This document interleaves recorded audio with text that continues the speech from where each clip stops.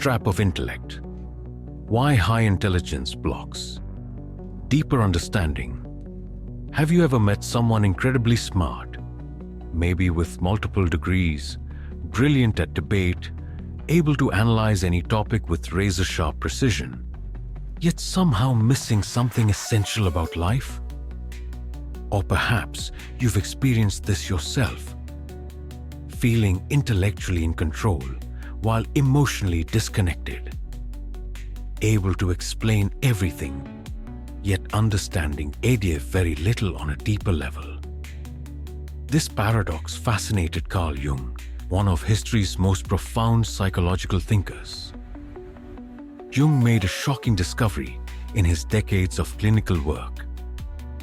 High intelligence, particularly when overly developed, can actually become one of the greatest obstacles to genuine wisdom and self-understanding.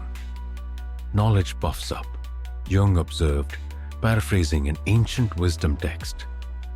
But understanding has little to do with the intellect. This wasn't anti-intellectualism. Jung himself was brilliantly intelligent, but rather a recognition that the rational mind, when elevated above all other forms of knowing, can become a prison rather than a pathway to truth. Today, I want to explore why our greatest intellectual strength might secretly be our greatest psychological weakness, and how breaking free from the trap of intellect could unlock levels of understanding that reason alone can never reach. Let me start with something I witnessed firsthand. Years ago, I worked with a client, let's call him Michael, who epitomized intellectual brilliance. With multiple advanced degrees and a prestigious position in academia, he could analyze any topic with remarkable precision. His colleagues admired his intellect, and he took pride in his rational approach to life. Yet Michael came to therapy because despite all his knowledge, he felt profoundly empty. His relationships were shallow, his emotional life barren. He understood human psychology theoretically but couldn't connect with actual humans, including himself, in any meaningful way. Most tellingly, when asked how he felt about something, he would invariably respond with what he thought about it. Unable to distinguish between intellectual analysis and emotional experience, Michael's predicament illustrates exactly what Jung observed. The intellect, when overly relied upon, doesn't enhance our understanding of life's deeper dimensions. It can actively block this understanding by creating the illusion that analytical knowing is the only valid form of knowing.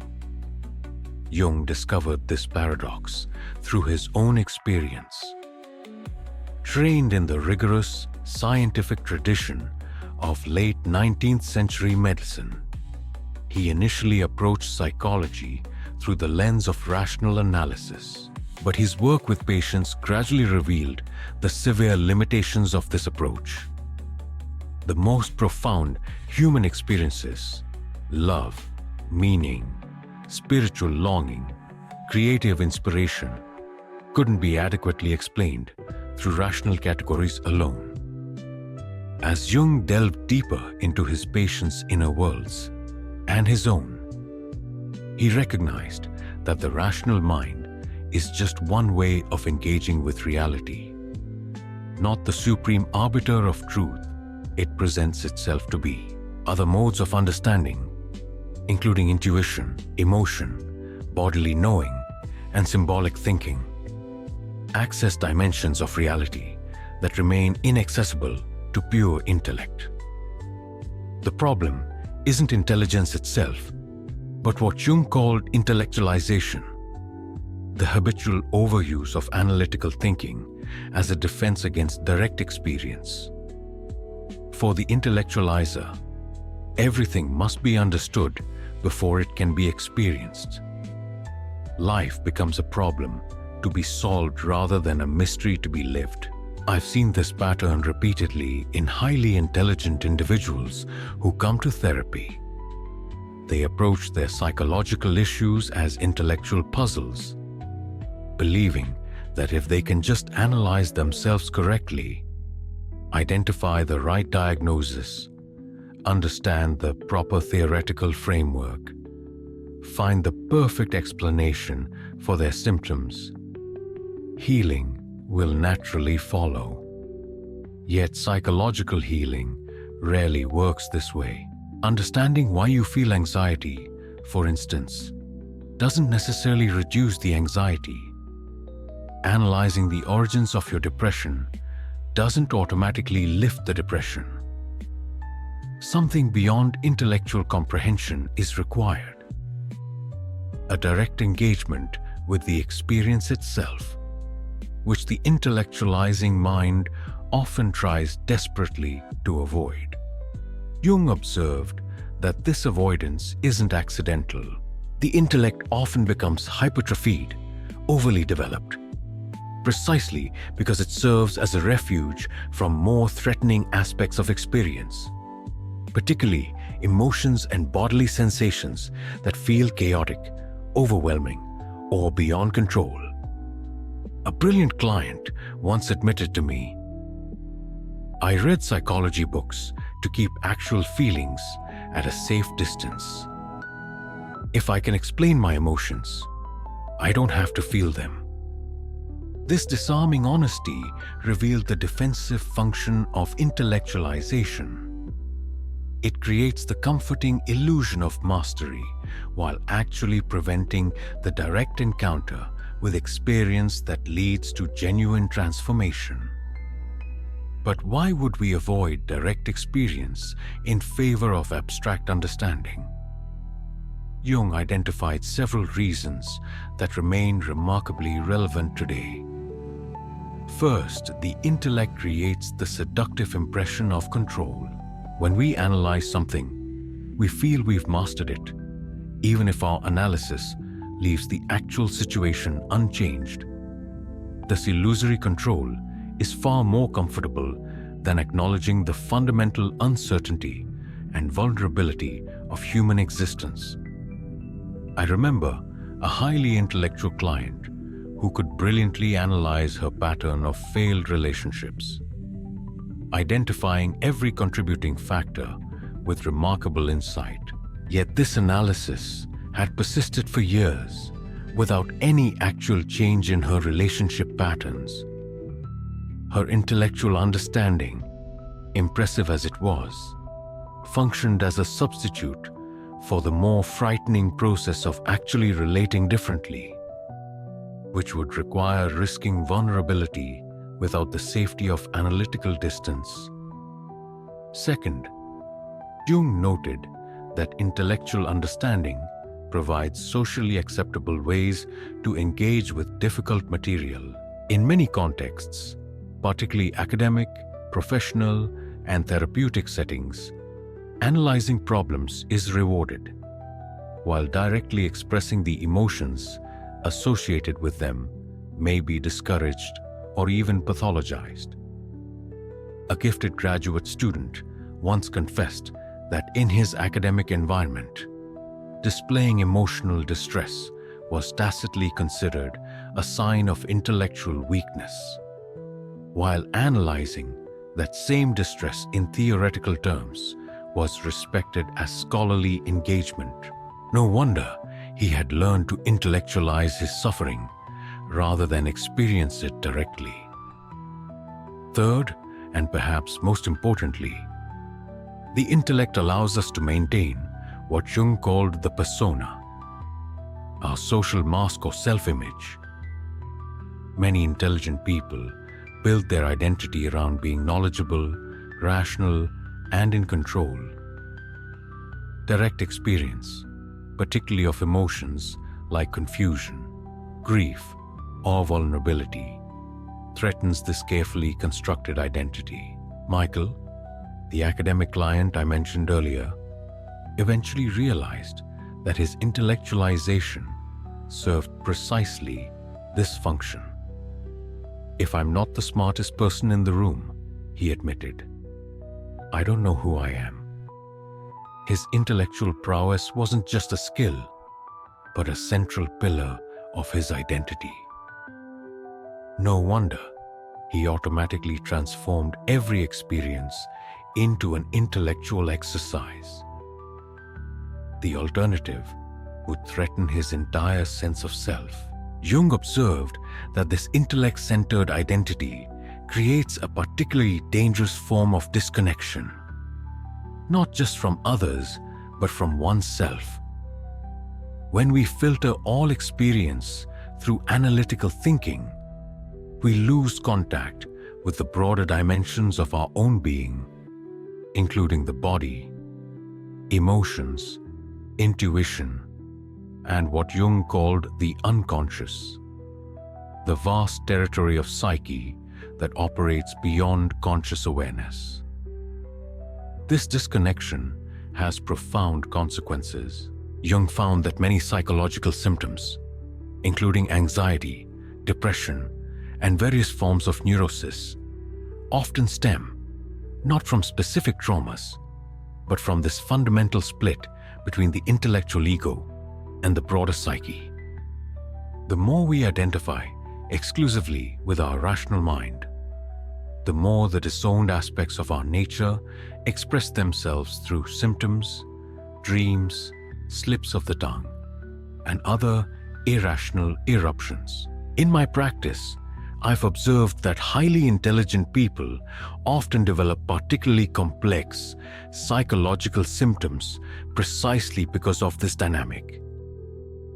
Their intellect becomes sophisticated at suppressing direct experience, forcing the unconscious to find increasingly dramatic ways to break through this barrier. One brilliant client developed elaborate panic attacks that defied all her attempts at rational control. Another, a successful academic, experienced recurring dreams of being trapped in a tower, surrounded by books, but unable to reach the ground below. Both were experiencing what Jung might call the revenge of the neglected psyche, the unconscious demanding attention in ways that the rational mind couldn't dismiss. But the most dangerous consequence of over-reliance on intellect may be what Jung called inflation, the unconscious identification of the ego with the rational mind, leading to the illusion that one's perspective encompasses the whole of reality. This inflation manifests as a kind of intellectual arrogance, the belief that if I can't explain something rationally, it must not be real or important. This attitude is particularly prevalent in contemporary intellectual culture, where the rational scientific worldview often dismisses other ways of knowing as primitive, superstitious, or simply confused. Jung saw this dismissal not as evidence of intellectual sophistication, but as a dangerous form of consciousness constriction. The intellect, Jung wrote, is one of the most valuable instruments that humanity possesses. But it is not the totality of the human psyche, nor should it pretend to be. When we mistake the intellect for the whole of consciousness, we inadvertently cut ourselves off from other essential dimensions of understanding. So what are these other dimensions that the intellect often blocks? Jung identified several modes of knowing that access aspects of reality that remain invisible to pure rationality.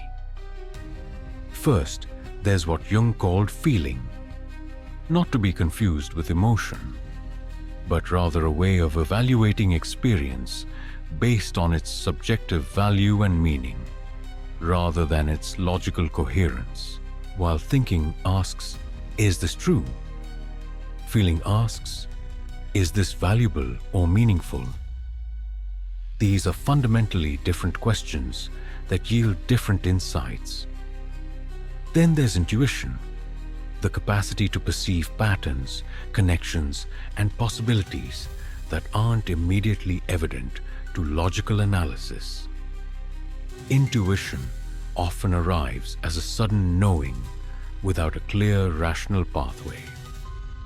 Yet subsequent events may confirm its accuracy. Jung also emphasized the importance of sensation, direct bodily knowing that provides information about reality before conceptual interpretation. The body often registers truth that the conceptual mind hasn't yet processed or may actively resist. Finally, there's what Jung called the symbolic function, the psyche's natural capacity to express and comprehend meaning through images, metaphors, stories, and other non-literal forms. Dreams, mythology, art, and religious symbolism all engage this mode of understanding, accessing dimensions of experience that literal thinking cannot capture. These alternative modes of knowing aren't primitive versions of rationality. They're distinct channels for accessing reality, each with its own integrity and validity. Jung's radical insight was that genuine understanding requires engaging all these faculties, not elevating one above the others. The trap of intellect occurs when we dismiss these other ways of knowing as inferior or unreliable, cutting ourselves off from the wholeness of our own perception. It's not that rational thinking is wrong, it's that it's partial and becomes distorted when it claims to be complete. I've witnessed this limitation repeatedly in psychotherapy. Clients arrive with intelligent analyses of their problems that, while accurate within their own terms, miss crucial dimensions of their experience that are accessible through other modes of knowing. One client, a brilliant systems engineer, could meticulously analyze the dynamics of his recurring interpersonal conflicts, but remained completely disconnected from the emotions driving these patterns. His rational understanding, impressive as it was, hadn't led to any actual change because it bypassed the emotional dimension where transformation needed to occur. Another client, a philosophy professor, approached her existential crisis as an abstract philosophical problem, producing sophisticated arguments about meaning and purpose while remaining untouched by the very questions she analyzed. Her intellect had become a defense against the direct existential encounter that might actually address her crisis. In both cases, the intellect wasn't wrong. It was incomplete. Genuine understanding required integrating rational insight with emotional awareness, bodily knowing, intuitive recognition, and symbolic comprehension. Jung described this integration as individuation, the process of becoming a whole person by honoring all dimensions of consciousness, rather than identifying exclusively with any single function. This doesn't mean abandoning intellectual understanding, but placing it within a larger context of knowing. The path toward this more complete understanding often begins, paradoxically, with acknowledging the limits of the intellect. This acknowledgement isn't an abandonment of rationality, but an expansion beyond its boundaries, recognizing that some truths can be felt but not explained, intuited but not proven, experienced but not analyzed. For highly intellectual individuals, this acknowledgement can be particularly challenging. It requires a kind of surrender, not of critical thinking, but of the belief that critical thinking alone is sufficient for understanding reality. This surrender often feels threatening to an identity built around intellectual mastery. I remember a breakthrough moment with Michael, the academic client mentioned earlier. after months of brilliant but ultimately circular intellectual analysis, he finally admitted, "I don't think I can think my way out of this." This simple acknowledgement, which his intellect had fiercely resisted, opened the door to modes of understanding he had previously dismissed. In the following sessions, he began tentatively exploring his emotions, paying attention to bodily sensations, and even sharing dreams that his rational mind would previously have dismissed as meaningless. These explorations weren't replacements for intellectual understanding, but complements to it, filling in crucial dimensions of experience that his thinking alone couldn't access.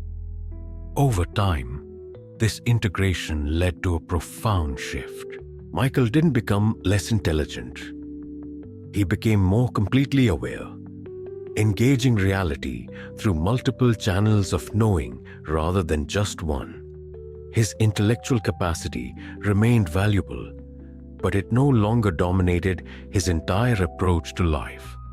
This transformation illustrates what Jung saw as the true purpose of the intellect: not to replace other forms of knowing, but to work in concert with them, creating a more complete understanding than any single faculty could achieve alone.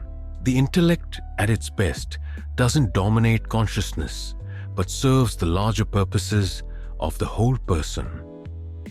Jung believed that this integration has implications far beyond individual psychology. He saw the Western world's overvaluation of intellect at the expense of other ways of knowing as a cultural imbalance with dangerous consequences. Fostering a relationship with reality based on analysis and control rather than participation and reverence. This imbalance manifests in many contemporary problems. The ecological crisis, born of treating nature as an object to be analyzed and exploited, rather than a living system to be respected. The fragmentation of communities as analytical thinking replaces relational understanding. The crisis of meaning as rational explanations fail to satisfy deeper existential longings. Addressing these challenges requires not abandoning the intellect but recontextualizing it, recognizing it as one essential faculty among many, not the supreme arbiter of reality it often pretends to be. This recognition opens the possibility of a more complete engagement with ourselves, with others, and with the world. So how might we begin to free ourselves from the trap of intellect without abandoning the genuine value of rational understanding? Jung suggested several approaches that remain remarkably relevant. First, he emphasized the importance of dreams as communications from beyond the rational mind.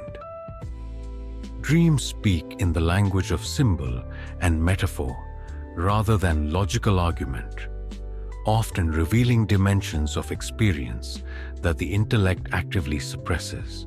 By paying attention to dreams, we open channels of understanding that pure rationality cannot access. Second, Jung advocated for engagement with the body as a source of knowing. Physical sensations, emotions as they manifest in the body, and intuitive gut feelings all provide information that precedes and often contradicts intellectual analysis. Learning to honor these bodily signals counterbalances the tendency toward abstract theorizing. Third, Jung emphasized the value of active imagination, consciously engaging with images, symbols, and inner figures that emerge from the unconscious. This practice allows dialogue between the rational mind and other dimensions of psyche, creating bridges between different modes of understanding. Fourth, and perhaps most fundamentally, Jung recommended cultivating what he called symbolic consciousness, the capacity to perceive meaning through images, metaphors, stories, and other non-literal forms. This isn't a rejection of literal thinking, but an expansion beyond it, recognizing that some truths can only be approached through symbolic representation. These practices don't diminish intellectual capacity, but expand it, placing rational understanding within a larger context of knowing that includes the emotional, intuitive, bodily, and symbolic dimensions of experience. In my work with intellectually gifted clients, I found that this integration often follows a predictable path. It typically begins with a crisis of meaning that the intellect cannot resolve, a recognition that for all their analytical brilliance, something essential remains missing or unaddressed. This crisis creates an opening for other modes of understanding previously dismissed or neglected. With guidance and practice, these alternative ways of knowing gradually become more accessible, creating a more balanced and complete engagement with reality. The outcome isn't less intelligence, but more wisdom. Not the abandonment of rational understanding, but its integration into a larger, more complete way of knowing that honors all dimensions of human consciousness. Jung himself exemplified this integration. Brilliant and intellectually rigorous, he nevertheless recognized the limits of pure rationality and actively cultivated other modes of understanding. His approach combined scholarly analysis with attention to dreams, active imagination, mythology, and symbolic thinking, creating a more complete understanding than any single perspective could achieve.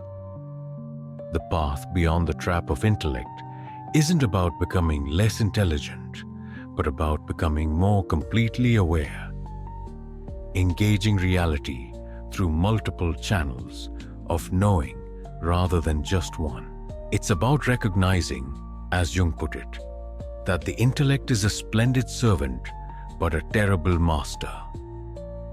When the intellect serves the whole person rather than dominating consciousness, it becomes not an obstacle to deeper understanding, but an essential contributor to it. The challenge for many highly intelligent individuals is allowing this shift, permitting the intellect to take its rightful place within a larger ecosystem of knowing, rather than positioning it as the sole arbiter of truth. This shift doesn't happen through intellectual effort alone. Indeed, trying to think your way out of the trap of intellect often merely tightens the trap. It requires practices that engage other faculties, paying attention to dreams, honoring bodily knowing, exploring emotions directly rather than analytically, engaging with art and symbolism, and perhaps most importantly, cultivating a stance of receptivity rather than control. As one formerly hyper-intellectual client put it after months of this work, "I haven't become less smart.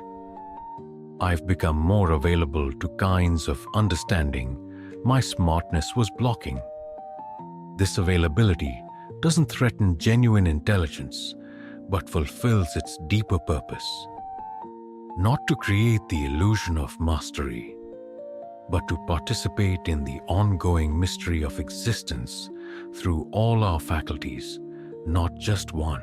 If you've recognized yourself in this description of intellectual over-reliance, know that the path beyond this trap isn't about diminishing your intelligence, but expanding your awareness to include dimensions of understanding your intellect may have been dismissing.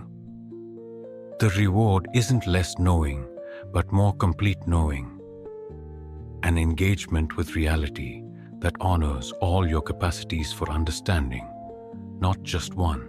As Jung himself put it, the greatest and most important problems of life are all fundamentally insoluble. They can never be solved, but only outgrown. This outgrowing happens not through more intensive analysis, but through the integration of multiple ways of knowing. A wholeness of perception that includes but transcends the intellect alone.